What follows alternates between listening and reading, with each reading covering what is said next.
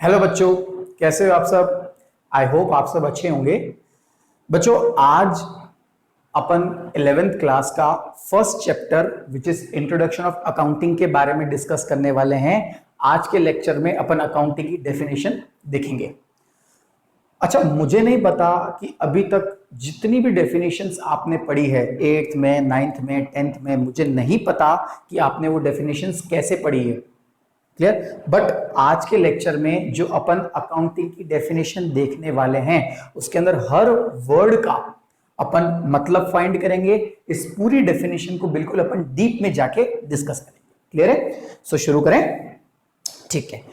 अब सबसे पहली बात, अकाउंटिंग की डेफिनेशन की अगर आती है तो बेटा अकाउंटिंग की जो डेफिनेशन है वो बहुत सारे ऑथर्स ने और बहुत सारे इंस्टीट्यूट ने डिफाइन कर रखा है। बट सबसे बढ़िया डेफिनेशन जिस इंस्टीट्यूट ने दी है किसकी, अकाउंटिंग की, सो वो इंस्टीट्यूट का नाम है AICPA, मतलब American institute of certified public accountant. वैसे तो अकाउंटिंग की डेफिनेशन बहुत सारे ऑथर्स ने, बहुत सारे इंस्टीट्यूट्स ने दी है, बट सबसे प्रीमियम, सबसे बेहतर जो डेफिनेशन जिस इंस्टीट्यूट ने दी है उस इंस्टीट्यूट का नाम है American institute of certified public accountant. ये एक अमेरिकन इंस्टीट्यूट है, जैसे अपने इंडिया में ICAI, institute of chartered accountant of India, उसी तरीके से अमेरिका की एक इंस्टीट्यूट है जिसका नाम है American institute of certified public accountant. उसने अकाउंटिंग की बहुत बढ़िया, बहुत प्रीमियम डेफिनेशन दी है। शुरू करें। ओके, सो अब बिल्कुल ध्यान से सुनना। ये डेफिनेशन एक बार मैं पढ़ता हूं, उसके बाद में जिस जिस वर्ड पे अंडरलाइन करूंगा उस वर्ड को अपन बिल्कुल डीप में डिस्कस करेंगे। क्लियर? सबसे पहले मैं रीड करता हूं उसको। Accounting is an art. तो सबसे पहले मैंने वर्ड अंडरलाइन किया आर्ट, आप भी साथ साथ अंडरलाइन करते जाओ। Accounting is an art of recording, classifying, summarizing in a significant manner in terms of money, transaction and events which are at least of financial character and interpreting the result to and users. Clear? I hope आपने मेरे साथ साथ इन सब words को underline कर लिया होगा। तो अब अपन इन वर्ड के बारे में डिस्कस करेंगे कि ये वर्ड कहना क्या चाहता है। एक एक वर्ड को अपन पकड़ेंगे। शुरू करें। चल, सबसे पहले, अच्छा, ये जो डेफिनेशन है ये किसने दी है? AICPA। What is the full form of AICPA? American institute of certified public accountant. चलो शुरू करें। ध्यान से देखना,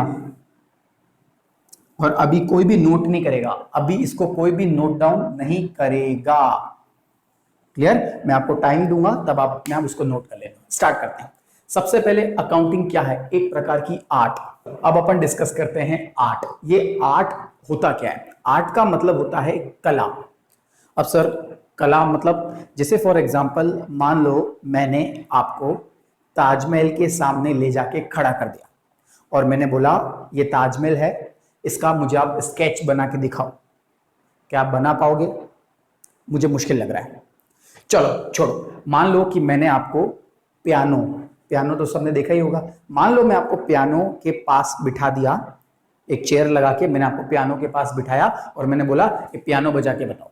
आप बजा पाओगे? मैं खुद भी नहीं बजा पाऊंगा। चलो छोड़ो, मान लो मैंने आपको फ्लूट दे दी और मैंने आपको बोला कि ये फ्लूट मुझे बजा के दिखाओ। आप बजा पाओगे? मुश्किल है, मुश्किल है। क्लियर? तो बेटा इन सबको बजाने के लिए, स्केच वगैरह, इन सब के लिए एक कला होनी चाहिए, एक आर्ट होनी चाहिए। क्लियर? सो उसी तरीके से अकाउंटिंग को करने के लिए भी एक आर्ट होनी चाहिए। क्लियर? अकाउंटिंग हर कोई नहीं कर सकता। अकाउंटिंग वही कर सकता है जिसको उसकी नॉलेज है, जिसको उसको करने की कला है।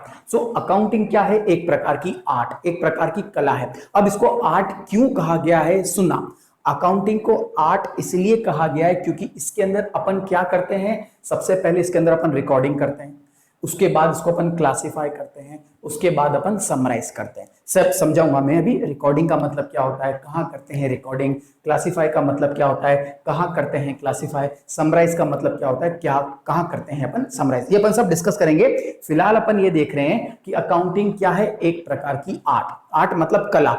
इसको आर्ट क्यों कहा गया है, इसको आर्ट इसीलिए कहा गया है बिकॉज इसके अंदर अपन रिकॉर्डिंग करते हैं, और रिकॉर्डिंग करने के लिए भी एक आर्ट होनी चाहिए। क्लासिफाई करते हैं, क्लासिफाई करने के लिए भी एक कला होनी चाहिए। उसके अंदर अपन एक समराइज करते हैं, समराइजिंग करने के लिए भी एक आर्ट होनी चाहिए, एक कला होनी चाहिए। क्लियर? तो अकाउंटिंग हर कोई नहीं कर सकता, अकाउंटिंग को करने के लिए एक आर्ट होनी चाहिए। सो अकाउंटिंग क्या है, एक प्रकार की आर्ट। और आपसे कोई पूछे why it is an art, because it involves recording, classifying and summarising, that is why it is known as art. Clear? बढ़े आगे। चलो सबसे पहले अच्छा ये पता पड़ गया कि why accounting is an art, because it involves recording, classifying and summarising, that is why it is known as art. Clear? चलो अब सबसे पहले देखते हैं अपन रिकॉर्डिंग। ध्यान से देखना, सबसे पहले अपन जो वर्ड देखते हैं उसका नाम है रिकॉर्डिंग। अब सर रिकॉर्डिंग क्या होता है? कुछ नहीं, रिकॉर्डिंग का मतलब होता है नोट डाउन करना। रिकॉर्डिंग का मतलब होता है टू नोट डाउन, मतलब कुछ भी। जैसे मैंने आपको बोला कि इसको डेफिनेशन है, उसको कॉपी में नोट डाउन करो, तो आप क्या कर रहे हो, इस डेफिनेशन को रिकॉर्ड कर रहे हो। चलो ये तो समझ में आ गया रिकॉर्डिंग क्या। अब सर आपकी बात तो समझ में आ गई, रिकॉर्डिंग का मतलब होता है टू नोट डाउन। अब रिकॉर्डिंग किसकी करते हैं, मेन तो क्या चीज है बेटा कि रिकॉर्डिंग किस चीज की करते हैं। जैसे यहां पे मैंने आपको बोला रिकॉर्डिंग करो, तो ये रिकॉर्डिंग क्या कर रहे हो, अकाउंटिंग की डेफिनेशन। उसी तरीके से अकाउंटिंग के अंदर अपन रिकॉर्ड जो करते हैं वो किसको रिकॉर्ड करते हैं, सुनना। अपन रिकॉर्ड करते हैं बेटा, ध्यान से सुनना, अपन रिकॉर्ड क्या करते हैं, रिकॉर्ड क्या करते हैं और रिकॉर्ड कहां करते हैं, ये ध्यान से सुनना। रिकॉर्डिंग के अंदर अच्छा what do you mean by recording, recording का मतलब होता है किसी चीज को नोट डाउन करना। अब सर रिकॉर्डिंग क्या करते हैं और रिकॉर्डिंग कहां करते हैं, क्लियर? क्या लिखा है मैंने, ये रिकॉर्डिंग क्या करते हैं और रिकॉर्डिंग कहां करते हैं। अब रिकॉर्डिंग क्या करते हैं वो है ट्रांजैक्शन एंड इवेंट्स। आपसे कोई पूछे कि अकाउंटिंग में क्या रिकॉर्ड करते हैं तो क्या बोलोगे, ट्रांजैक्शन एंड इवेंट्स। अब ये ट्रांजैक्शन एंड इवेंट्स क्या होता है ये देखो अपन आगे पढ़ेंगे, नो डाउट अपन पढ़ेंगे, थोड़ा सा अपन आराम से चलेंगे बिकॉज ये आपकी फर्स्ट क्लास है और आपके लिए फर्स्ट डेफिनेशन है। क्लियर? सो आपसे कोई पूछे कि भैया अकाउंटिंग क्या है, अकाउंटिंग एक आर्ट है। क्यों है आर्ट, बिकॉज इसके अंदर अपन रिकॉर्डिंग करते हैं, इसके अंदर अपन क्लासिफाई करते हैं, इसके अंदर अपन समराइज करते हैं। अब पूछे आपसे रिकॉर्डिंग क्या करते हैं, तो रिकॉर्डिंग क्या करते हैं, ट्रांजैक्शन एंड इवेंट्स। अभी ट्रांजैक्शन एंड इवेंट्स क्या होते हैं ये अपन आगे डिस्कस करेंगे। ट्रांजैक्शन एंड इवेंट्स ये क्या होते हैं ये अपन आगे डिस्कस करेंगे। क्लियर? आगे जैसे डेफिनेशन बढ़ेंगे ना अपन आगे डिस्कस करेंगे। अब सर कहां रिकॉर्ड करते हैं, सुनना। अब सर कहां रिकॉर्ड करते हैं, विच इज JOURNAL, कहां रिकॉर्ड करते हैं, जर्नल। कहां रिकॉर्ड करते हैं बेटा, जर्नल। अब सर ये जर्नल क्या होता है बेटा, कुछ चीजें ऐसी है जो आपको आगे पढ़ेंगे। अब जर्नल का क्या मतलब होता है, जर्नल क्या है वगैरह वगैरह, इसकी डेफिनेशन ये सब अपन आगे फर्दर पढ़ेंगे। फिलहाल अपने को सिर्फ इतना याद रखना है कि रिकॉर्डिंग का मतलब क्या होता है, टू नोट डाउन। अब क्या note down, transaction and events. कहां नोट डाउन, जर्नल। अभी सिर्फ ये याद रखना है कि अपन इसको रिकॉर्डिंग को कहां करते हैं, जर्नल में। Is that clear? बढ़े आगे, पक्का? ओके सो रिकॉर्डिंग क्लियर हो गया। ओके सबसे पहले वापस एक बार डिस्कस करते हैं अकाउंटिंग क्या है। अकाउंटिंग एक आर्ट है। क्यों है आर्ट, बिकॉज इसके अंदर अपन रिकॉर्डिंग करते हैं, इसके अंदर अपन क्लासिफाई करते हैं, इसके अंदर अपन समराइज करते हैं। चलो सबसे पहली बात करते हैं अपन रिकॉर्डिंग की। रिकॉर्डिंग का मतलब क्या होता है, टू नोट डाउन, किसी चीज को नोट डाउन करना, रिकॉर्डिंग। अच्छा रिकॉर्डिंग क्या करते हैं, ट्रांजैक्शन एंड इवेंट्स। अच्छा कहां करते हैं, जर्नल। अभी सिर्फ याद रखना है कहां करते हैं, जर्नल। तुम टेंशन मत लो, इसका जो एक बड़ा चैप्टर है 6, 7, 8 एक जर्नल का पूरा चैप्टर है। जब जर्नल का चैप्टर आएगा तब उस जर्नल को अपन और डिस्कस करेंगे। क्लियर? सो अभी से क्या याद रखना है कि कहां रिकॉर्ड करते हैं, जर्नल। सेकंड अपन बात करें क्लासिफाइंग। अब सर क्लासिफाइंग का मतलब क्या होता है, ध्यान से सुनना, क्लासिफाई का मतलब क्या होता है, बहुत सिंपल है। जैसे फॉर एग्जांपल मैं क्लासिफाई का एग्जांपल लेके बताता हूं। मान लो कि आप 10th से आप 11th में आ रहे हो, क्लियर। आप अभी सब आप 10th के स्टूडेंट्स हो, अभी सब आप 10th के स्टूडेंट हो, क्लियर। मान लो आपको ले जाके एक रूम में रख दिया, एक कॉमन रूम में ले जाके आप सबको वहां पे बिठा दिया। अब आपसे ये बोला कि जो जो स्टूडेंट्स कॉमर्स लेना चाहते हैं वो ए सेक्शन में आना, उसको ए सेक्शन में जाइए। जो जो बच्चे साइंस लेना चाहते हैं वो बी सेक्शन में जाइए, और जो जो आर्ट्स लेना चाहते हैं वो सी सेक्शन में जाइए। मैं फिर से बोल रहा हूं, मान लो अभी सिर्फ तुम 10th के स्टूडेंट हो, तुमको ले जाके एक कॉमन रूम में बिठा दिया। अब तुमको पता है क्या बोला, those who want to opt commerce, जो जो कॉमर्स लेना चाहते हैं वो ए सेक्शन में बैठिए, जो जो साइंस लेना चाहते हैं वो बी सेक्शन में जाइए, और जो जो आर्ट्स लेना चाहता है वो सी सेक्शन में जाके बैठिए। तो तुमको क्या कर दिया, तुमको क्लासिफाई कर दिया। कैसे, कॉमर्स अलग, साइंस अलग और आर्ट्स अलग। उसी तरीके से अकाउंटिंग के अंदर भी अपन ट्रांजैक्शंस को क्लासिफाई करते हैं। मतलब क्लासिफाई का मतलब होता है जो ट्रांजैक्शन जिस नेचर का है, सुना मेरी बात, जो ट्रांजैक्शन जिस नेचर का है आप उसे उसी जगह प्लेस करो। क्लियर, सुना। अब इसकी अगर मैं बात करूं तो क्या होता है classifying, grouping transaction of similar nature eight one place. क्या मैंने लिखा क्लासिफाइंग का मतलब होता है grouping the transaction of similar nature eight one place. जैसे अगर मैं बात करूं, अभी मैंने आपको क्या बताया, आपको ले जाके कॉमन रूम में बिठा दिया और आपको बोला कि भैया जो साइंस लेना चाहते हैं वो बी सेक्शन में, जो कॉमर्स लेना चाहते हैं वो ए सेक्शन में, और जो आर्ट्स लेना चाहते हैं वो सी सेक्शन में। तो जिसका जो नेचर है, मतलब कॉमर्स को अलग कर दिया, साइंस को अलग कर दिया और आर्ट्स को अलग कर दिया। उसी तरीके से अकाउंटिंग के अंदर अपन जितने भी ट्रांजैक्शंस हैं उनको अलग अलग क्लासिफाई कर देते हैं उनके नेचर के हिसाब से, अगर मैं एग्जांपल लूं, ध्यान से सुनना, अगर मैं एग्जांपल लूं सर, अब अगर एग्जांपल देके समझाओ, जैसे फॉर एग्जांपल मान लो कि मैंने गुड्स खरीदे, तो परचेज ऑफ गुड्स, इसको मैंने एक अलग जगह रख दिया और उसका नाम रख दिया परचेज अकाउंट। क्लियर। अच्छा, और सेकंड लेते हैं, सेल ऑफ गुड्स। चलो, गुड्स बेचा तो उसको मैंने अलग क्लासिफाई कर दिया और मैंने लिख दिया सेल्स अकाउंट। चलो एक और ले लेता हूं, मान लो रेंट पेड, इसको मैंने अलग जगह रख दिया और उसका नाम रख दिया मैंने रेंट अकाउंट। तो अब मेरी बात ध्यान से सुनना, ये मैंने एग्जांपल दिया है। क्लियर। अब जैसे मान लो कि मैंने कुछ ट्रांजैक्शंस के नाम लिखे, purchase of goods, sales of goods, और एक और लिखा मैंने रेंट पेड। ये क्या है, एक ट्रांजैक्शन। और भी आगे अपन डिस्कस करेंगे क्या होता है ट्रांजैक्शन। फिलहाल ये मैंने कुछ ट्रांजैक्शंस के एग्जांपल लिए हैं, purchase of goods, sales of goods और रेंट पेड। अब मुझे बताओ, परचेज ऑफ गुड्स को मैंने अलग से एक रूम में रख दिया और उस रूम का नाम रख दिया मैंने purchase account. Sales of goods, जितने भी गुड्स आपने सेल्स करी उसको मैंने अलग रूम में रख दिया और उसका नाम दे दिया सेल्स अकाउंट।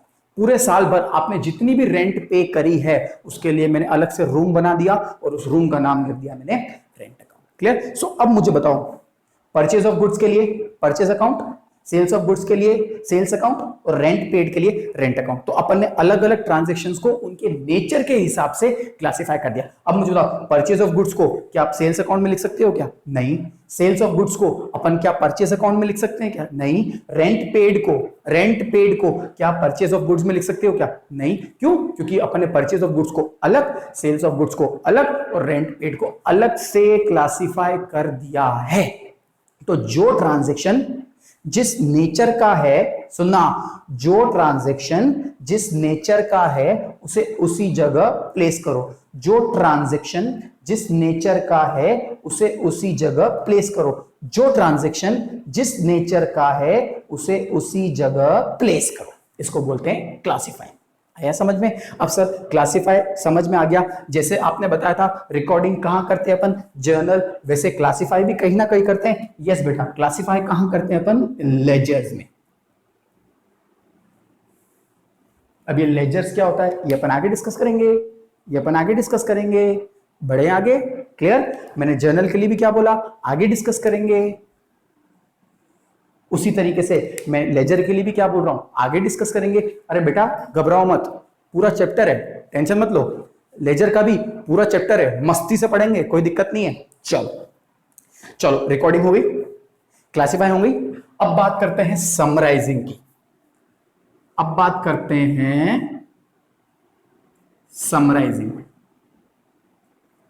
अच्छा, ये समराइजिंग वर्ड कहीं ना कहीं सुना या कहीं ना कहीं आपने देखा होगा, सोचो। चलो मैं आपको टाइम देता हूं, सोचो कहां देखा है या कहां सुना है। याद आ गया? आ गया याद? अपन जब भी बुक्स वगैरह पढ़ते थे, चलो इंग्लिश की बुक्स ले लेते हैं अपन। इंग्लिश के बुक्स में जब चैप्टर खत्म होता है तो उसके बाद लास्ट में समरी नहीं होती है, याद आ रहा है? समरी होती है, तो बस उसी को बोलते हैं समराइजिंग। तो समरी क्या बताती है, समराइजिंग क्या बताता है? समराइजिंग मतलब बड़ी चीज को छोटे फॉर्म में शो करना। फिर से सुनना, समराइजिंग का मतलब क्या होता है, बड़ी चीज को छोटे फॉर्म में शो करना, उसको बोलते हैं समराइजिंग। जैसे मान लो फॉर एग्जांपल इंग्लिश की बुक है, उसके एक बहुत बड़ी स्टोरी होती है। क्लियर? कोई बच्चा अगर उस स्टोरी को जानना चाहता है कि भैया स्टोरी एक्चुअली कहना क्या चाहती है, तो वो स्टोरी अगर नहीं पढ़े और उसकी समरी पढ़ ले तो उसको आइडिया लग जाएगा कि भैया ये स्टोरी क्या कहना चाहती है। उसी तरीके से अकाउंटिंग के अंदर भी अपन समराइज करते हैं। सुना, अब सबसे पहली बात, समराइज का मतलब क्या होता है? समराइज का मतलब होता है किसी भी बड़ी चीज को छोटे फॉर्म में शो करना। अब समराइज करता कौन है? सुना, समराइज करता कौन है? सबसे पहले समराइजिंग के अंदर आता है, समराइज मतलब कौन करता है, कौन कौन समराइजिंग करता है अकाउंटिंग के अंदर, कौन समराइज करता है? सबसे पहला है ट्रायल बैलेंस। क्लियर? एक छोटा मोटा जनरल बता दूंगा ट्रायल बैलेंस होता क्या, बट बेटा ये जो ट्रायल बैलेंस है इसका भी एक अलग चैप्टर है, टेंशन मत लो। जर्नल का, लेजर का, ट्रायल बैलेंस का सबका एक चैप्टर है। Second, trading and P and L. P and L मतलब profit and loss, P and L समझ में आ जाएगा? P and L, profit and loss account. और थर्ड जिस जगह अपन समराइज करते हैं वो है बैलेंस शीट। ठीक है? अब ये तो वो जगह हो गई जहां पे अपन सारी चीजों को समराइज करते हैं। अब मेरी बात ध्यान से सुनना, बिल्कुल ध्यान से सुनना, बिल्कुल ध्यान से सुनना। रिकॉर्डिंग कहां करते हैं? जर्नल में। क्लासिफाइंग कहां करते हैं? लेजर्स में। और समराइजिंग मतलब बड़ी चीज को छोटे फॉर्म में कौन शो करता है? Trial balance, trading and P and L account और बैलेंस शीट। अब मेरी बात ध्यान से सुनना, अब मैं छोटा मोटा एक ओवरव्यू दे देता हूं। ट्रायल बैलेंस का मतलब क्या होता है? ट्रायल बैलेंस के अंदर सुनना बेटा, इट इज अ समरी। समझना, मेरी बात बिल्कुल ध्यान से सुनना। ट्रायल बैलेंस क्या है सर? ट्रायल बैलेंस कुछ नहीं है, it is a summary of all the ledger accounts. अब जैसे मान लो यहां तो मैंने सिर्फ 3 अकाउंट लिए, सुनना बेटा, purchase account, sales account, rent account. यहां तो मैंने सिर्फ 3 अकाउंट लिए। मान लो यहां पे अगर 120 अकाउंट होते हैं, समझना, मान लो यहां पे 120 अकाउंट होते हैं। अब आपसे कोई सडनली आके पूछे, सुना कितने अकाउंट है? 120। मान लो अगर मैं एक पेज पे 3 अकाउंट भी बनाता हूं, चलो 3 नहीं, 2, 2 ठीक है। मान लो अगर एक पेज पे मैं 2 अकाउंट भी बनाता हूं तो मुझे 120 अकाउंट अगर बनाने हैं तो कितने पेज लगेंगे? जल्दी बताओ कितने पेज लगेंगे? 60 पेज लगेंगे।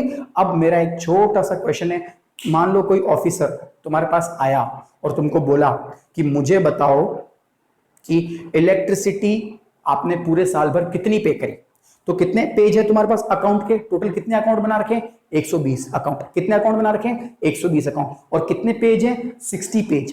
अब कोई सडनली आके आपसे पूछे और बोले कि भैया आप बताओ मुझे पूरे साल भर कितनी इलेक्ट्रिसिटी पे करी, तो अब तुम्हारा दिमाग खराब। बताओ दिमाग क्यों खराब हो जाएगा? 60 पेज हैं। अब उस पेज के अंदर कौन से पेज पे आपने इलेक्ट्रिसिटी का अकाउंट बना रखा है, सबसे पहले ढूंढो।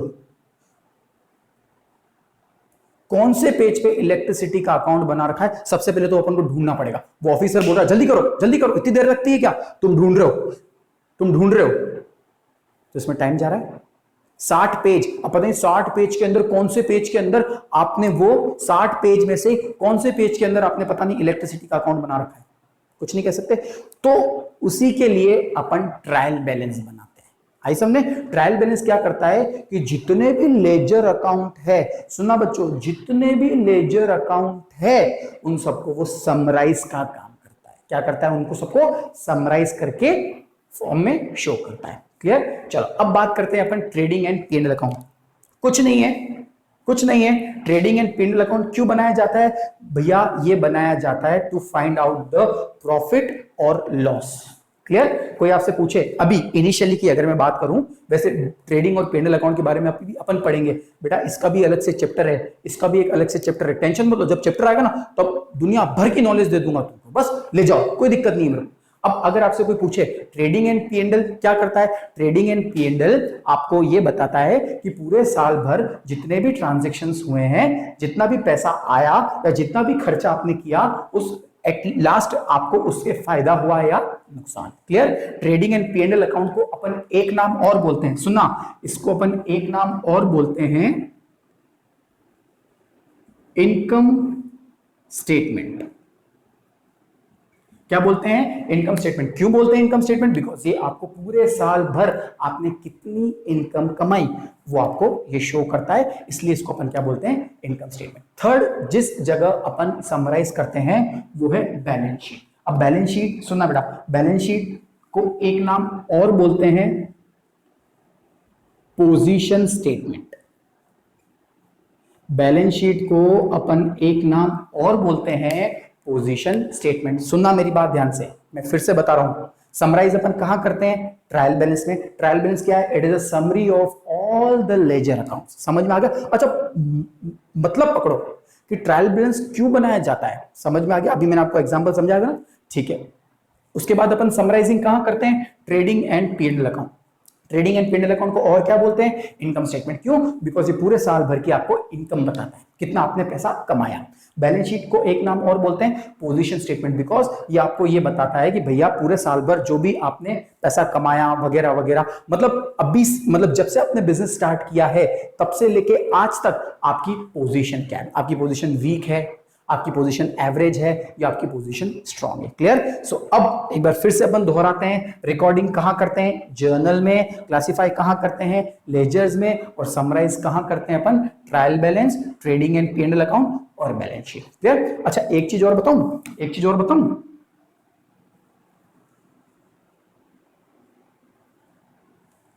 ट्रेडिंग एंड पी&एल अकाउंट को क्या बोलते हैं? Income statement. बैलेंस शीट को अपन क्या बोलते हैं? Position statement. और इन दोनों को साथ में बोलते हैं फाइनेंशियल स्टेटमेंट।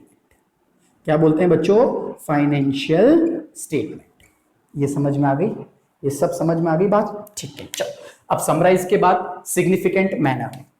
देखो बेटा मैं हर वर्ड को समझा रहा हूं, तो इसलिए मैंने आपको स्टार्टिंग में बोल दिया था, मुझे नहीं पता कि आपने डेफिनेशन कैसे पढ़ रखी है, बट अपन जो 8 डेफिनेशन पढ़ने वाले हैं ना, वो मैं आपको बताऊंगा एक्चुअली डेफिनेशन को पढ़ी कैसे जाती है, उसको इंटरप्रीट कैसे किया जाता है। क्लियर? चलो नेक्स्ट अगर अपन बात करें सिग्निफिकेंट मैनर की, अगर अपन बात करें सिग्निफिकेंट मैनर की, तो सिग्निफिकेंट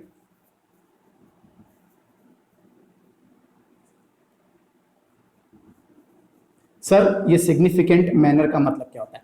सिग्निफिकेंट मैनर का मतलब कुछ भी नहीं होता है, जस्ट सिस्टमैटिक मैनर। मतलब जो भी आप रिकॉर्ड कर रहे हो, समझना, जो भी आप रिकॉर्ड कर रहे हो, जो भी आप क्लासिफाई कर रहे हो, या जिस भी चीज को आप समराइज कर रहे हो, उसका एक प्रॉपर फॉर्मेट होना चाहिए, उसका एक सिग्निफिकेंट मैनर होना चाहिए, उसका एक सिस्टमैटिक मैनर होना चाहिए। अब कोई भी इंफॉर्मेशन है, अगर मैं आपको उल्टी सीधी लाके दे दूं, अगर मैं कोई भी इंफॉर्मेशन आपको हर कैसे लाके दे दूं, हर उल्टी सीधी लाके करके दे दूं, तो मुझे बताओ क्या आप उससे कोई डिसीजन कर पाओगे? नहीं। क्लियर? सो इसलिए अकाउंटिंग में बोला गया है कि आप कुछ भी करो, हर चीज का एक प्रॉपर मैनर होना चाहिए, हर चीज का एक सिस्टमेटिक तरीका होना चाहिए। क्लियर? चलो नेक्स्ट वर्ड अपन लेते हैं इन टर्म्स ऑफ मनी। ओके, ध्यान से सुनना, इन टर्म्स ऑफ मनी। अब मेरी बात ध्यान से सुनना, अब मेरी बात को बिल्कुल ध्यान से सुनना। इसके अंदर देखना मैं क्या लिखने जा रहा हूं। Those transaction and events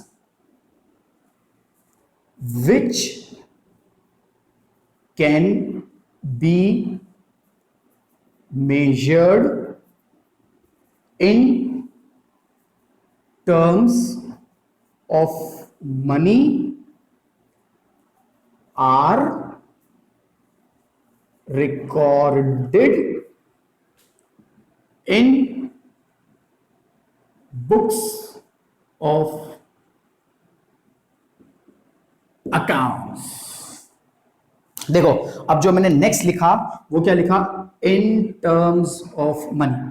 so अब इन टर्म्स ऑफ मनी का मतलब होता है, देखो बेटा बहुत सारे ट्रांजैक्शंस ऐसे होते हैं जिसको अपन मनी में मेजर कर सकते हैं, और बहुत सारे ट्रांजैक्शन ऐसे होते हैं जिसको अपन मनी में मेजर कर ही नहीं सकते।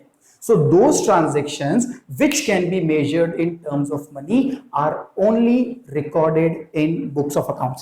सुनना मेरी बात, मैं फिर से बोल रहा हूं, those transaction and events, ये अभी अपन आगे यही पढ़ने वाले हैं। क्लियर? घबराओ मत, मैं हूं ना, घबराओ मत। ट्रांजेक्शन एंड इवेंट्स आगे अपन पढ़ेंगे, तो फिलहाल ये ध्यान रखो कि those transactions and events which can be measured in terms of money are only recorded in books of accounts. अब सर क्या होता है ये बुक्स ऑफ अकाउंट्स?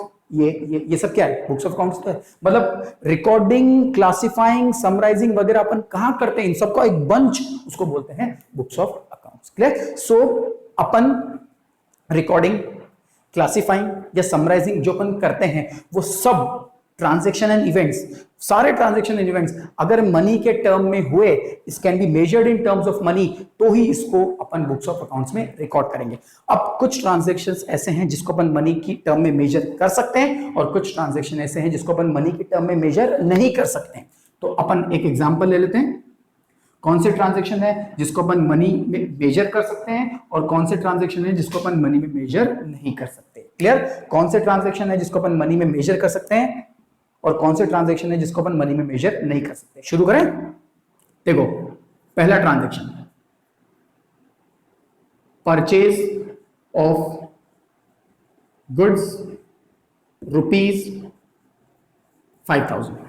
अपन ने गुड्स खरीदे, क्या खरीदे? गुड्स, कितने के? 5,000 के, तो उसको अपन मनी में मेजर कर सकते हैं। Yes sir. नेक्स्ट अगर अपन बात करें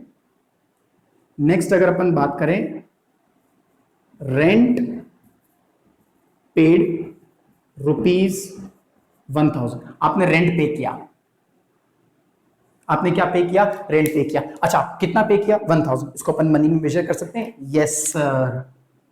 एक और खूब है। चलो ओके, नेक्स्ट अगर अपन बात करें सैलरी पेड 2,500 की आपने सैलरी पे करी, इसको अपन मनी में मेजर कर सकते हैं। Yes. So those transactions which can be measured in terms of money are recorded in books of accounts. अब सर कौन से ट्रांजैक्शन है जिसको अपन मनी में मेजर नहीं कर सकते हैं? देखें, चलो ध्यान से देखना, बिल्कुल ध्यान से देखना। Death of manager. अच्छा एक मैनेजर की डेथ हो गई, आपकी कंपनी में एक मैनेजर की डेथ हो गई। अच्छा क्या उसकी डेथ को आप मनी में मेजर कर सकते हो? नहीं कर सकते। नेक्स्ट अगर अपन बात करें dispute between employer and employee. Dispute मतलब एम्प्लॉयर और एम्प्लॉय के बीच में डिस्प्यूट्स हो गए। अब मुझे बताओ, एक मुक्का मारा एम्प्लॉयर ने, एक लात मारी एम्प्लॉय ने। अच्छा मुझे बताओ, जो मुक्का एम्प्लॉयर ने मारा उसको मनी में मेजर कर सकते हो? नहीं। जो लात एम्प्लॉय ने मारी, क्या उसको मनी में मेजर कर सकते हो? नहीं मेजर कर सकते। सो और लू, एक और ले लू, एक और ले लू। चलो ध्यान से देखना, रेजिग्नेशन ऑफ डायरेक्टर। चलो मान लो, चलो डायरेक्टर की जगह में और एक छोटा सा वर्ड ले लेता हूं, प्रोडक्शन मैनेजर। प्रोडक्शन मैनेजर समझते हो? क्लियर? जो प्रोडक्शन डिपार्टमेंट का हेड होता है। अब वो प्रोडक्शन मैनेजमेंट रिजाइन करके चला गया, वो नौकरी छोड़ के चला गया। अब उसके रेजिग्नेशन को क्या आप मनी में मेजर कर सकते हो? नहीं कर सकते हो। ना ही आप किसी मैनेजर की डेथ को मेजर कर सकते हो, ना ही एम्प्लॉयर और एम्प्लॉय के डिशुम डिशुम को आप मनी में मेजर कर सकते हो, ना ही प्रोडक्शन मैनेजर के रेजिग्नेशन को आप मनी में मेजर कर सकते हो। सो ये वो ट्रांजेक्शन्स हैं जिनको आप मनी में मेजर नहीं कर सकते, और ये वो ट्रांजेक्शन हैं जिनको अपन मनी में मेजर कर सकते हैं। तो those transactions which can be measured in terms of money are recorded in the books of accounts, and those transactions which can not be measured in terms of money are not recorded in books of accounts. बढ़े आगे? पक्का? चलो अब बात करते हैं transaction in events की। चलो सबसे पहले इसको कॉपी कर लो, रिकॉर्ड नोट डाउन कर लो, फिर अपन आगे बढ़ते हैं। क्लियर? फटाफट चलो कॉपी कर लो उसको फास्ट।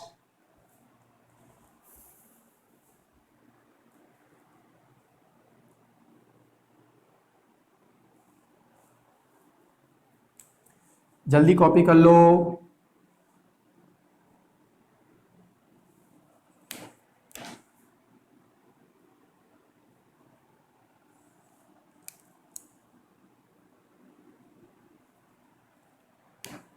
जल्दी फटाफट कॉपी कर लो फास्ट। चलो ड्रॉप कर दूं? अभी तो बहुत डेफिनेशन बाकी है यार। देखो ऐसे पढ़ते हैं डेफिनेशन, ऐसे पढ़ते हैं। मुझे नहीं पता 8th में, 9th में, 10th में आपने डेफिनेशन कैसे पढ़ी, मुझे नहीं पता, बट मुझे ये पता है कि मैं अपने बच्चों को डेफिनेशन ऐसे पढ़ाऊंगा।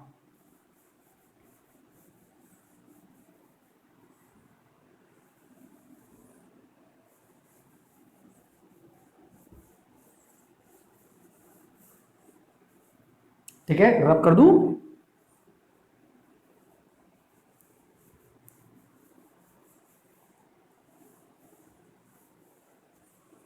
चलो सर अभी तो और बाकी है, अभी तो बाकी है यार, अभी खत्म नहीं हुआ है मामला, अभी पिक्चर बाकी है मेरे दोस्तों, मेरे बच्चों। बढ़े आगे। अब आते हैं ट्रांजैक्शन एंड इवेंट्स पे, आ जाए? क्लियर? चलो अब आते हैं किस पे? ट्रांजैक्शन एंड इवेंट्स पे। देखो एक ये हो गया, दो ये हो गया, तीन ये हो गया, चार ये हो गया, पांच ये हो गया। अब आ जाते हैं sixth, which is transaction and events. बड़े चल, अब सर ट्रांजैक्शन का मतलब क्या होता है? आ गया वो वक्त, आ गया वो समय जिसमें अपन अब देखेंगे क्या होता है ट्रांजैक्शन और क्या होता है इवेंट्स। अगर आपसे कोई पूछे ट्रांजैक्शन होता क्या है, तो सिंपल भाषा में आपको बोलना है परफॉर्मेंस ऑफ एक्ट। अगर आपने कोई भी एक्ट परफॉर्म किया, सुना आपने, अगर कोई भी एक्ट परफॉर्म किया सो वो है क्या? आपका ट्रांजैक्शन। अब इवेंट की बात करें, अब अगर अपन इवेंट की बात करें, सुना, इवेंट का मतलब होता है, सुना, एंड रिजल्ट। इवेंट का मतलब होता है एंड रिजल्ट, मतलब जो ट्रांजैक्शन आपने परफॉर्म किए हैं, उन ट्रांजैक्शंस को परफॉर्म करने के बाद कोई ना कोई तो रिजल्ट निकलेगा। अरे कोई ना कोई तो रिजल्ट निकलेगा, तो उस एंड में जो आपका रिजल्ट निकला उसको बोलते हैं अपन इवेंट। आया समझ में? पक्का? एग्जाम्पल दूं? बिना एग्जाम्पल के तो मजा नहीं आएगा यार। एग्जाम्पल दूं? चलो फॉर एग्जाम्पल, मजा आ रहा है? मजा आ रहा है? ठीक है, चलो ओके। अब एग्जांपल दूं, ध्यान से सुनना, बिल्कुल ध्यान से सुनना।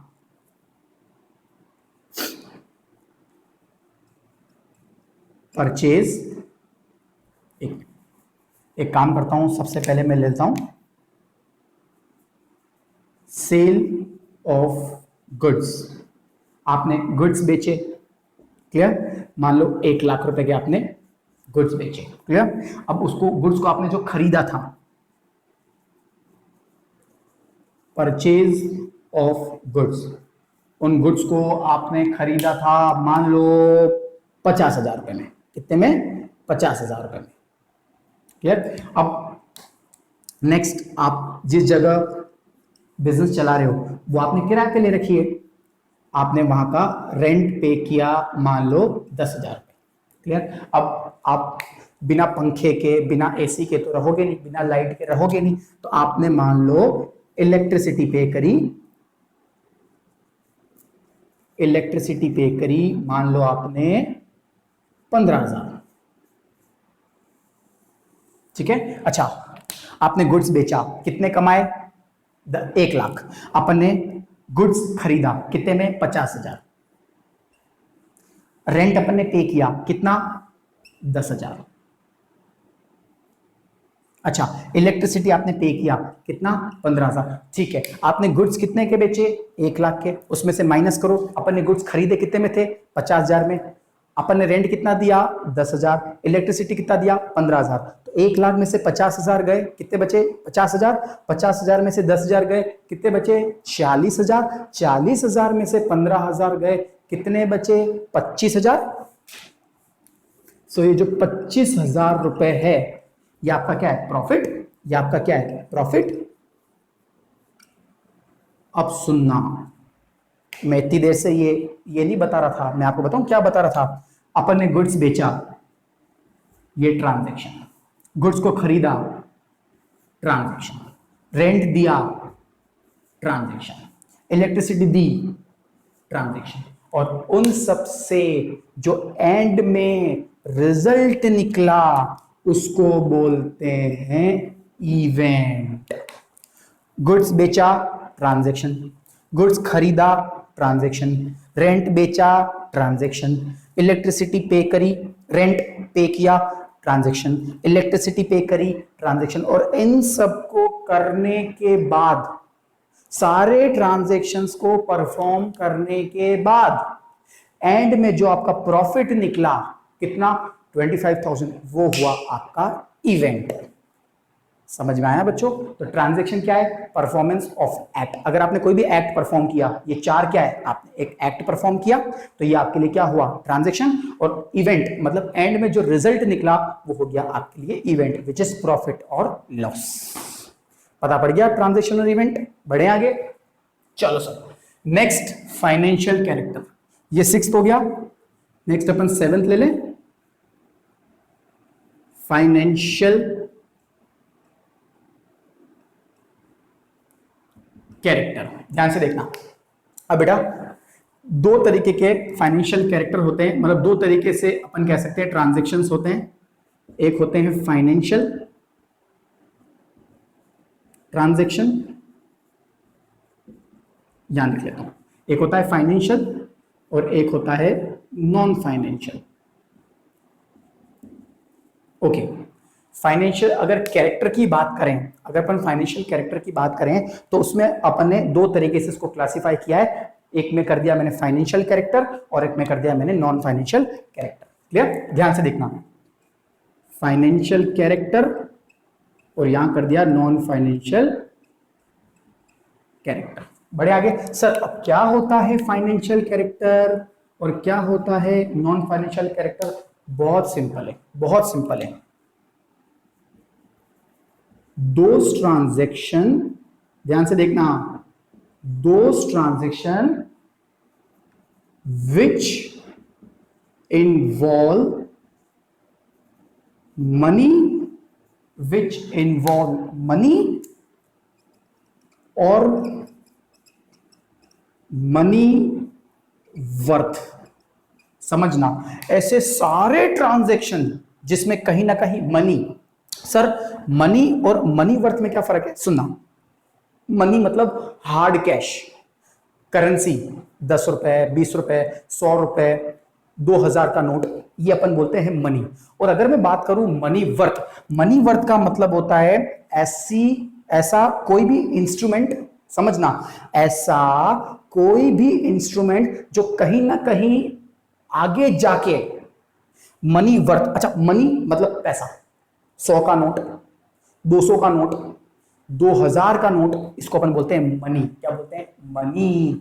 अगर मैं मनी वर्थ की बात करूं, मनी वर्थ की बात मतलब ऐसा कोई भी इंस्ट्रूमेंट जो आगे जाके कहीं ना कहीं मनी को रिप्रेजेंट करता हो, उसको अपन बोलते हैं मनी वर्थ। मतलब ऐसा कोई भी इंस्ट्रूमेंट जिसकी कोई ना कोई आगे जाके मनी में वर्थ हो, मतलब कहीं ना कहीं उसको आगे जाके मनी के अंदर रिप्रेजेंट किया जा सके। सर फॉर एग्जांपल देखो, एग्जांपल की अगर मैं बात करूं, चेक्स, नाम सुना है? चेक्स, सी, चेक्स। अच्छा एक और एग्जांपल लू, डीडी, दीदी नहीं, दीदी नहीं, डीडी, डीडी मतलब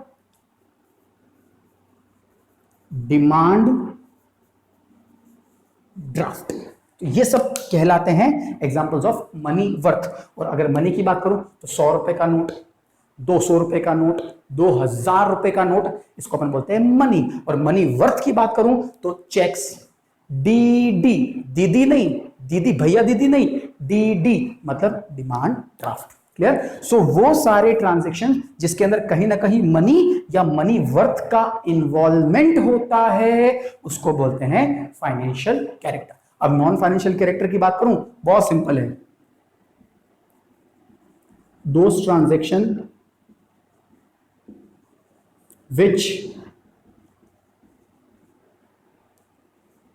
does not, सुना, which does not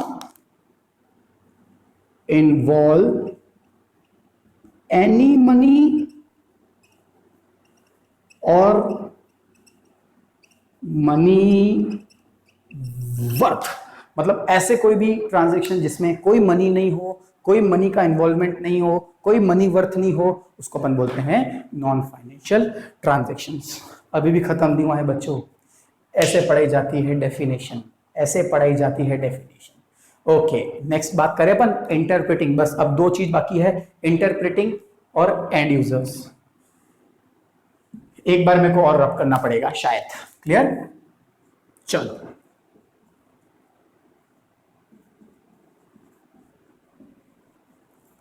अब अगर बात करें अपन इंटरप्रेटिंग, अच्छा इंटरप्रेटिंग के पहले मैं एक वर्ड, अच्छा इंटरप्रेटिंग के साथ साथ मैं एक वर्ड और इस्तेमाल कर लेता हूं। इंटरप्रेटिंग तो है बट इसके साथ मैं एक वर्ड और यूज कर लेता हूं, एनालाइजिंग एंड इंटरप्रेटिंग। ठीक है? चलो अब अगर अपन बात करें एनालाइजिंग की, तो एनालाइज का मतलब क्या होता है? अगर मैं आपको बोलूं कि आपको किसी चीज को एनालाइज करना है, तो एनालाइज का मतलब क्या होता है? किसी चीज को स्टडी करना। ठीक है? अगर मैं बात करूं एनालाइज की, तो एनालाइज का मतलब क्या होता है? टू स्टडी समथिंग, किसी चीज को स्टडी करना। ठीक है? किसी चीज के बारे में कंपैरिजन करना, किसी दो चीज को कंपैरिजन करना, किसी दो चीज को आपस में कंपेयर करना, उसको अपन बोलते हैं एनालाइजिंग। एनालाइजिंग का मतलब कुछ नहीं है। अगर मैं आपको बोलूं फॉर एग्जांपल आप एनालाइज करो किसी चीज को, बोलूं मैं आपको, बोलूं एनालाइज करो, बोलूं कि मान लो आपको फॉर एग्जांपल एक कंपनी है उसका नाम है रिलायंस लिमिटेड, और एक कंपनी है फॉर एग्जांपल उसका नाम है हिंदुस्तान जिंक लिमिटेड, आपस में दोनों को एनालाइज करो। एनालाइज का मतलब क्या है? दोनों की स्टडी करना, दोनों कंपनियों के बारे में डिस्कस करना, दोनों कंपनियों के बारे में कंपैरिजन करना, उसको अपन बोलते हैं एनालाइजिंग। क्लियर? चल नेक्स्ट अगर अपन बात करें इसी के अंदर इंटरप्रेटिंग। सर अब ये इंटरप्रेटिंग का मतलब क्या होता है? ध्यान से सुनना, इंटरप्रेटिंग का मतलब क्या होता है? इंटरप्रेटिंग का मतलब होता है प्रेजेंटिंग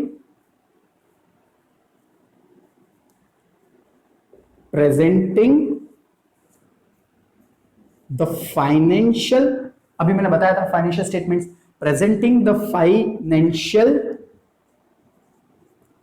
स्टेटमेंट, सुना, presenting the financial statement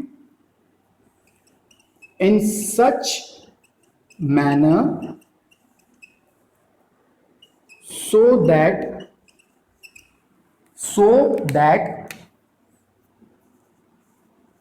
informed decision can be taken। सुना, एनालाइज का मतलब क्या होता है? किसी चीज को स्टडी करना। एनालाइज का मतलब क्या होता है? किसी चीज को स्टडी करना, किसी चीज के बारे में आपस में कंपेयर करना। और अगर मैं बात करूं इंटरप्रेटिंग की, तो इंटरप्रेटिंग का मतलब होता है, अभी मैंने आपको बताया था फाइनेंशियल स्टेटमेंट्स के बारे में, अभी मैंने आपको बताया था ना फाइनेंशियल स्टेटमेंट्स के बारे में। तो इंटरप्रेटिंग का मतलब होता है presenting the financial statements in such a manner so that inform decisions can be taken. Clear? कुल मिला के आज मुझे एक बात बताओ, आज ये जो अकाउंटिंग कर रहे हैं ये अपन किन के लिए करते हैं? आज ये सब रिकॉर्डिंग, ये सब क्लासिफाइंग, ये जो समराइज ये कर रहे हैं, वो किसके लिए कर रहे हैं? वो अपन यूजर्स के लिए कर रहे हैं। किसके लिए कर रहे हैं? यूजर्स के लिए कर रहे हैं। आप हो गए, मैं हो गए, कंपनी के एम्प्लॉयज हो गए, कंपनी के मैनेजर्स हो गए, बाहर में कोई इन्वेस्टर हो गया, बाहर का कोई गवर्नमेंट हो गई, तो उन सब के लिए तो अपन ये रिकॉर्डिंग करते हैं, उन सब के लिए तो अपन क्लासिफाई करते हैं, उन सब के लिए तो समराइज करते हैं। एट लास्ट में बोलूं, उन सब के लिए ही तो अपन अकाउंटिंग करते हैं। तो कुल मिला के जो भी आपने रिकॉर्डिंग, क्लासिफाइंग, समराइजिंग किया है, उसको इस तरीके से प्रेजेंट करो, उसको इस तरीके से प्रेजेंट करो कि भैया उससे कोई ना कोई इन्फॉर्म्ड डिसीजन ले सके। आज मान लो फॉर एग्जांपल आपके पास 1,00,000 रुपए है, मान लो आपके पास 1,00,000 रुपए, और आपको अगर कहीं पैसा इन्वेस्ट करना है, आप उस कंपनी में गए, आपने बोला कि I want to see the financial statements of your company. अब वो फाइनेंशियल स्टेटमेंट्स लेके आया, जो भी पर्सन है जिसको आपने बोला, मैनेजर वगैरह कोई भी होगा, उसको आपने बोला कि भैया I want to see the financial statements of your company so that I can decide whether I should invest or not. अब वो मैनेजर फाइनेंशियल स्टेटमेंट्स लाया, मतलब हर कैसे प्रेजेंट कर दिया उसने, मतलब कोई ढंग तरीका ही नहीं है, हर कैसे लाके और आपके सामने प्रेजेंट कर दिया। अब आप तो उसको समझ ही नहीं पाओगे, आप तो डिसीजन ले ही नहीं पाओगे। सो इसलिए बोला गया है कि फाइनेंशियल स्टेटमेंट्स को इस तरीके से प्रेजेंट करो कि भैया उसको देख के एक तो सबसे पहले वो समझ आ सके, it can B understandable, and second informed decisions can be taken. Clear है? सो ये सब अपन किसके लिए करते हैं? अपन ये एनालाइजिंग, अपन ये इंटरप्रेटिंग किसके लिए करते हैं? एंड यूजर्स के लिए। लास्ट जो अपन पढ़ेंगे which is and users. Clear? तो समझ में आ गया इंटरप्रेटिंग का मतलब? इंटरप्रेटिंग का मतलब है presenting the financial statement in such a manner so that a informed decision can be taken, so that the financial statement could be easily understandable. Clear? चल अब इसको मैं रब करूं, बस वो वक्त आ गया है जिसमें अपन एंड यूजर्स के बारे में पढ़ने वाले हैं। क्लियर? चल इसको फटाफट कॉपी कर लो, फिर मैं इसको रब करता हूं, फिर अपन सिर्फ एंड यूजर्स के बारे में पढ़ेंगे, फिर अपन फटाफट वापस रिवाइज करेंगे। क्लियर?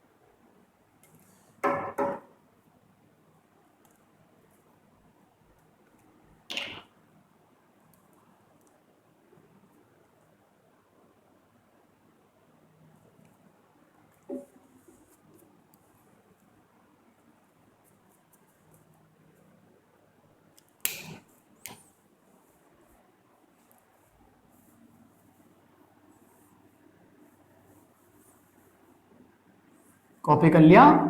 रब कर दूं? परमिशन है? परमिशन लेनी पड़ती है यार, कल को तुम बोलो सर हमने तो कॉपी किया ही नहीं, परमिशन लेनी पड़ती है यार। अब तुम 11th में आ गए हो, अब तुम छोटे बच्चे नहीं हो।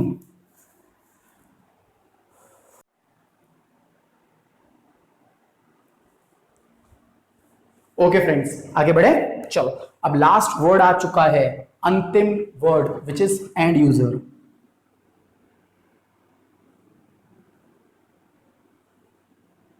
चलो, अब बात अगर मैं करूं एंड मतलब लास्ट, यूजर्स मतलब वो लोग जो उस इंफॉर्मेशन को यूज करते हैं, इंफॉर्मेशन मतलब अकाउंटिंग को यूज करते हैं। अब ये बताने से पहले अपन एक चीज मैं और बताना चाहूंगा कि अगर आपसे कोई पूछे what is the last step of accounting, accounting की सबसे लास्ट स्टेप क्या है? अकाउंटिंग की सबसे लास्ट स्टेप है टू कम्युनिकेट, सुना, टू कम्युनिकेट द रिजल्ट। क्या रिजल्ट? किसको? To the end users, so that they can take some informed decisions. Clear? So फिर से बोल रहा हूं, अगर आपसे कोई पूछे कि what is the last step of accounting, the last step of accounting is to communicate the result, to communicate the result, result मतलब profit, loss, position वगैरह, to communicate the result किसको?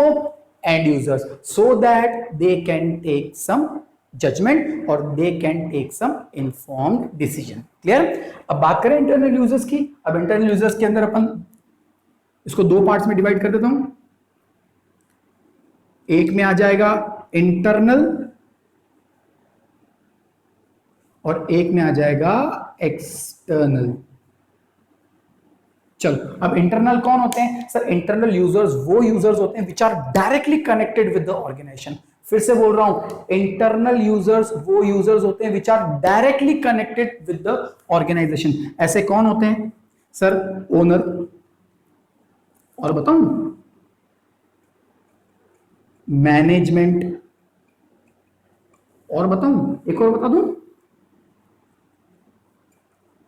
Employees and workers.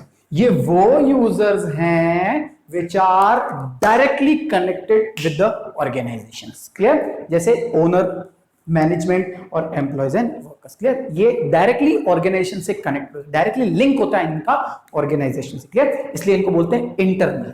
अब बात करें अगर अपन external की, external में अगर बात करूं, those users which are not directly connected with the organisation. ऐसे कौन कौन होते हैं? क्रेडिटर्स।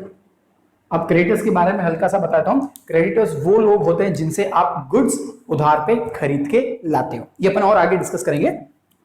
क्रेडिटर्स के बाद बैंक्स, जिनसे अपन लोन लेके आते हैं, लोन उधार लेके आते हैं पैसा। नेक्स्ट अगर अपन बात करें तो इन्वेस्टर्स, जो आपकी कंपनी में इन्वेस्ट करते हैं। नेक्स्ट अगर मैं बात करूं, रिसर्चर्स, रिसर्चर्स कौन होते हैं? जो आपकी कंपनी में रिसर्च करते हैं। और एक लास्ट विच इज पब्लिक, मतलब आप, अपन सब वगैरह। Clear? So internal which are those users which are directly connected with the organisation, and external which are indirectly connected with the organisation. Clear है? सो इंटरनल हो चाहे एक्सटर्नल, इनको भी अकाउंटिंग की जरूरत पड़ती है, so that they can take some informed decisions. Clear? चलो, अपन फटाफट रिवाइज कर ले। चलो स्टार्ट करते हैं अकाउंटिंग की। अच्छा, अकाउंटिंग की डेफिनेशन किसने दी? AICPA, American institute of certified public accountant. क्या बोला उसने? अकाउंटिंग क्या है? एक आर्ट। अच्छा, आर्ट क्यों है? बिकॉज इसके अंदर अपन क्या करते हैं? रिकॉर्डिंग, क्लासिफाइंग और समराइजिंग। चलो, रिकॉर्डिंग कहां करते हैं? जर्नल में। क्लासिफाई कहां करते हैं? लेजर्स में। अच्छा, क्लासिफाई का मतलब क्या होता है? क्लासिफाई का मतलब होता है जो ट्रांजैक्शन जिस नेचर का है उसे उसी जगह प्लेस करो। और क्लासिफाई कहां करते हैं? लेजर्स में। अच्छा, समराइज, समराइज का मतलब क्या होता है? बड़ी चीज को छोटे फॉर्म में शो करना। और समराइज कौन करता है? Trial balance, trading and profit and loss account और बैलेंस शीट। अच्छा, ट्रायल बैलेंस क्या बताता है? Trial balance is a summary of all the ledger accounts. अच्छा, ट्रेडिंग एंड P&L वो क्या बताता है? प्रॉफिट या लॉस। अच्छा, ट्रेडिंग एंड P&L को अपन और क्या बोलते हैं? Income statement. और बैलेंस शीट के अपन क्या बोलते हैं? पोजीशन स्टेटमेंट, क्योंकि वो क्या बताता है? पोजीशन बताता है। क्लियर? उसके बाद जो भी अपन रिकॉर्ड, क्लासिफाई, समराइज कर रहे हैं उसका एक प्रॉपर मैनर होना चाहिए। जो भी ट्रांजैक्शन इवेंट्स अपन रिकॉर्ड कर रहे हैं वो it should be measured in terms of money. So those transactions which can be measured in terms of money are only recorded in the books of accounts. उसके बाद transaction and events. Transaction मतलब performance of an act और event मतलब end में जो result निकला है उसको बोलते हैं event.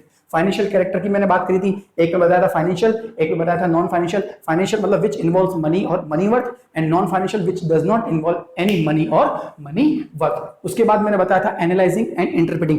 एनालाइजिंग का मतलब होता है किसी चीज को स्टडी करना, किसी चीज के बारे में कंपैरिजन करना, और इंटरप्रेटिंग का मतलब होता है फाइनेंशियल स्टेटमेंट को इस तरीके से प्रेजेंट करना so that it can be easily understandable and some users can take some informed decision. And last जो भी अकाउंटिंग करते हैं वो लास्ट में क्या करते हैं, कम्युनिकेट करते हैं. किसको, एंड यूजर्स. एंड यूजर्स कौन कौन होते हैं, इंटरनल और एक्सटर्नल. इंटरनल मतलब ओनर हो गया, मैनेजर्स हो गया, एम्प्लॉयज हो गया, वर्कर्स हो गया, और एक्सटर्नल की बात करें तो क्रेडिटर, बैंक, इन्वेस्टर, रिसर्चर्स और अपन सब पब्लिक. बढ़े आगे. अच्छा मैं एक बात बोलूं, इतना सब अपन ने पढ़ा. अब अगर कोई प्रोफेशनल बंदा आपको आके पूछे कि भैया एक लाइन में बताओ, सिर्फ एक लाइन में, कि व्हाट इज अकाउंटिंग, तो अब एक लाइन में क्या बताओगे पता है, व्हाट इज अकाउंटिंग. अगर कोई पूछे एक लाइन में जवाब दो व्हाट इज अकाउंटिंग, तो आपको पता है क्या बोलना है, आपको बोलना है विथ ड्यू रेस्पेक्ट, प्यार से बोलना. क्या बोलना, कि accounting is a language of business. जितना प्यार से मैंने लिखा है ना उतना प्यार से बोलना है, which is accounting is nothing but a language of business. और मान लो उसने पूछ लिया कि why it is a language of business, तो अब तुमको बोलना है कि it is a language of business because the main function of any language is to communicate the matters to the end users. Clear. और अकाउंटिंग सुना, accounting communicate करती है, अकाउंटिंग के जरिए अपन एंड यूजर्स को कम्युनिकेट करते हैं क्या, प्रॉफिट या लॉस या फाइनेंशियल पोजीशन, किसको, एंड यूजर्स को, so that they can take some informed decision. तो अगर अच्छा कोई आपसे पूछे क्वेश्चन में, मान लो आपके टीचर ने बोल दिया कि व्हाट इज अकाउंटिंग, क्लियर, और पागलों की तरह लैंग्वेज ऑफ बिजनेस लिख के मत आना, accounting is a language of business. अरे ये नहीं लिखना है. ये तो अगर आपसे कोई पूछे एक लाइन में कि भैया क्या होता है अकाउंटिंग, तो आपको लिखना है लैंग्वेज ऑफ बिजनेस. पागलों की तरह इसको डेफिनेशन में लिख के मत आ जाना, नंबर कट जाएंगे. हाँ समझना, इसको डेफिनेशन में मत लिखना, डेफिनेशन तो ये. बट अगर आपसे कोई पूछे कि अकाउंटिंग क्या है, तो सिंपल सी बोलना है कि accounting is a language of business because the main function of any language is to communicate the क्या matters to the end users. अच्छा matters कौन से, जैसे अकाउंटिंग, उसी तरीके से अकाउंटिंग कम्युनिकेट करती है क्या, ऑपरेशनल या फाइनेंशियल पोजीशन, किसको कम्युनिकेट करती है, एंड यूजर्स को, so that they can take some informed decisions. Clear है. बढ़े आगे. फाइनली अच्छा अब इसको फटाफट बोले, आई थिंक आपको रिवाइज हो गई होगी. चलो स्टार्ट करें. क्या होती है accounting. Accounting is an art of recording, classifying, summarising in a significant manner in terms of money, transactions and events which are at least of a financial character and interpreting the result to the end users. Clear है. अच्छा simple भाषा में बोले तो क्या है accounting. Accounting is a language of business. Why it is a language of business, because the main function of any language is to communicate the results to the end users. और उसी तरीके से अकाउंटिंग भी अपने matters यानी profit, loss और financial position communicate करती है. किसको कम्युनिकेट करती है, एंड यूजर्स को कम्युनिकेट करती है, so that end user can take some informed decisions. Clear बच्चों. ये मैंने आपको अकाउंटिंग की पूरी डेफिनेशन पढ़ाई, ऐसे अपन आगे भी पढ़ते रहेंगे.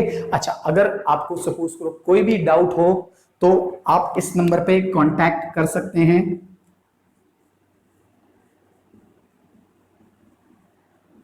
क्लियर. अगर आपको इन फ्यूचर कोई भी डाउट हो तो आप इस नंबर पे कांटेक्ट कर सकते हैं. और मेरा नाम है CS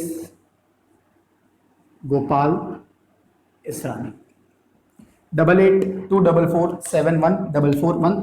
आपको इन फ्यूचर कोई भी डाउट आता है तो आप इस नंबर पे कांटेक्ट करके मुझसे डाउट पूछ सकते हैं। क्लियर है बच्चों? Okay, thank you so much.